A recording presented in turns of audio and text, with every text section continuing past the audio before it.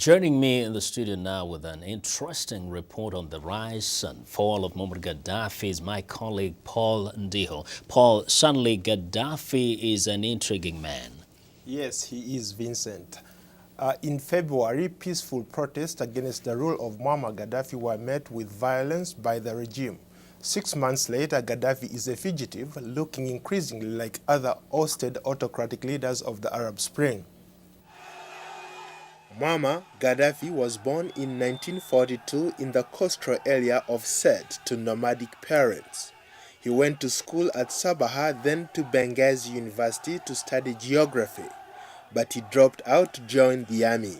Gaddafi debuted on the world stage in September 1969 when he led junior army officers in toppling King Idris in a bloodless military coup. The aging king had ruled the former Italian colony since gaining its independence in 1951. Gaddafi oversaw the rapid development of his poverty-stricken country, formulating his third universal theory, a middle road between communism and capitalism. One of his first tasks was to build up the armed forces, but he also spent billions of dollars of oil income on improving living standards, making him very popular with the poor. Inspired by Arab nationalist sentiments, Gaddafi abandoned ties with Western powers and pursued the aim of uniting Arab countries. He instigated the Arab Federation with Syria and Egypt in April 1971, which soon crumbled in an argument and recrimination. Gaddafi's relations with the West, in particular the United States, became increasingly strained during the early 80s. He denied involvement in bankrolling, hijackers, assassinations, and revolutions while insisting on his right to support national liberation movements. Accusations that Gaddafi sent agents to blow up a Berlin club frequented by United States Marines in 1986 led to U.S. airstrikes on Tripoli and Benghazi. Just days later, Gaddafi's home in Azizia barracks was attacked and his adopted daughter killed. Gaddafi designed a political system of local congress where people were allowed to air their views and appoint representatives to the General People's Congress. In theory, the People's Congress held legislative and executive power, but critics dismissed them as dedicated to maintaining power and wealth in the hands of Gaddafi and his family. Gaddafi poured money into giant projects such as the Great Man-Made River, a vast network of underground pipes that pump water from desert wells to coastal communities. The project, which Gaddafi has described as the eighth wonder of the world, is estimated to have cost $20 billion. United Nations Security Council sanctions imposed in 1992 and strengthened in 1993 crippled Libya's economy, but did not appear to dampen Gaddafi's revolutionary spirit and his anti-capitalist and anti-Western rhetoric. Former South African President Nelson Mandela played a key role in persuading Gaddafi to surrender two Libyan nationals suspected of involvement in the December 1988 bombing of Pan Am Flight 103 over Lockerbie, Scotland, that killed 270 people. Libya subsequently agreed to accept civil responsibility for both Lockerbie bombing and the bombing of the French UTA airliner over Niger in 1989, and pay compensation to relatives of the victims. Gaddafi caught the world by surprise in December 2003 when Tripoli announced it would abandon its weapons of mass destruction programs and agreed to short notice checks of its nuclear sites by the UN nuclear inspectors. The announcement drew swift praise from London and Washington and virtually ending Libya's international isolation.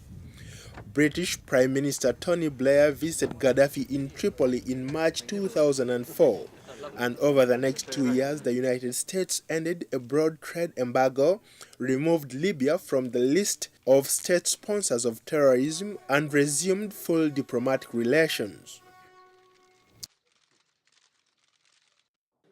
After sanctions were lifted against Libya in 2004, Muammar Gaddafi enjoyed renewed life on the international stage, visiting world leaders in Europe, addressing the United Nations in New York. In April 2009, Gaddafi's fourth eldest son, Mutassim, made an official visit to the U.S. State Department as Libya's national security advisor and was met by Secretary of State Hillary Clinton.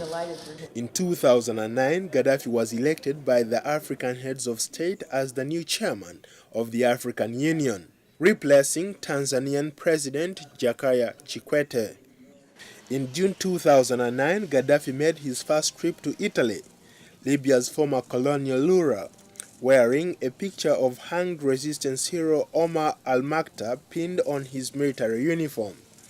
Gaddafi was welcomed by Italian Prime Minister Silvio Berlusconi and given a red carpet reception. He returned to Italy the following month to attend a G8 summit in his role as the African Union chairman, and there he also met US President Barack Obama.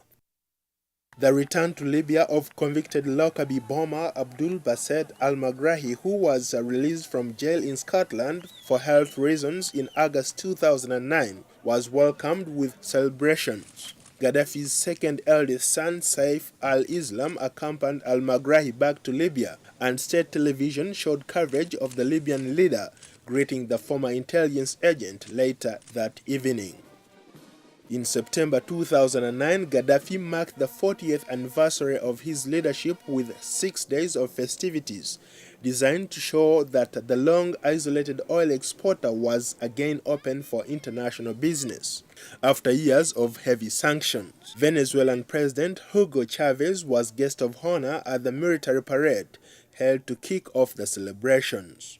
Later that month, in his first visit to the U.S. since taking power, Gaddafi addressed the United Nations General Assembly in New York.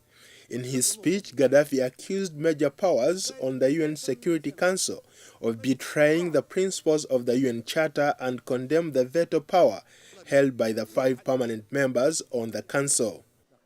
The advent of the Arab Spring, which saw autocratic rulers topple in neighboring Tunisia and Egypt in early 2011, encouraged a popular revolt against Gaddafi's 4 decades in power. Gaddafi's violent crackdown on dissent sparked a civil war, prompting the Arab League to call for a United Nations no-fly zone over Libya.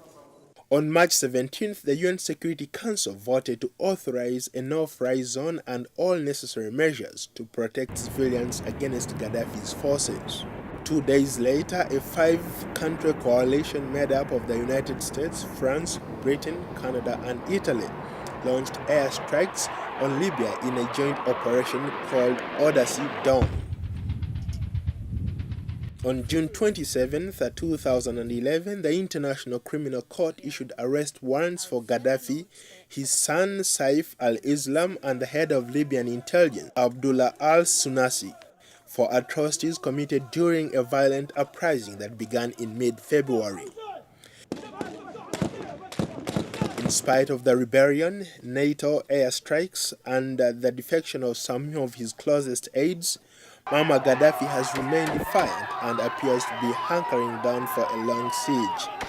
He has not been seen in public since a barrage of airstrikes hit his compound in Tripoli on May 1st, killing his youngest son, Saif al-Arab, and 3 young children.